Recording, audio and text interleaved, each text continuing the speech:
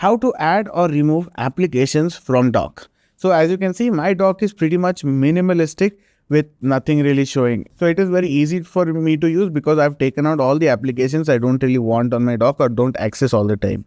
But let's start with how to add applications on dock, right?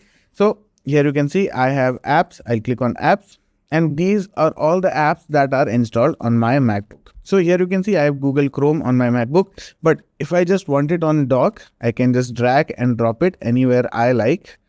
So let's say I want it right over there. I can just drag and drop it. Now, once I let it go, it's automatically going to stay there. Now, it doesn't matter what I do, that application is going to stay there. Now you can do the same thing if an application is open and you want it on the dock. Let's say I want to have this music app on my dock all the time. So I just have to right click. For right clicking, you have to take two fingers and tap on the touchpad, or just press the right button on your mouse. And then here you can see we have options. In options, we have another option to keep in dock. Let's select that, and now it's going to stay in dock. So I'm going to close this application. To do that, I'm just going to press Command plus Q. And once I have closed this application, you can see it is still on there. But what if I want to remove it?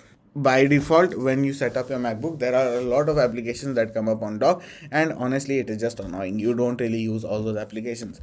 To remove it, you have to go to the icon, hover over it, right click, and then go to options. In options, you have remove from dock.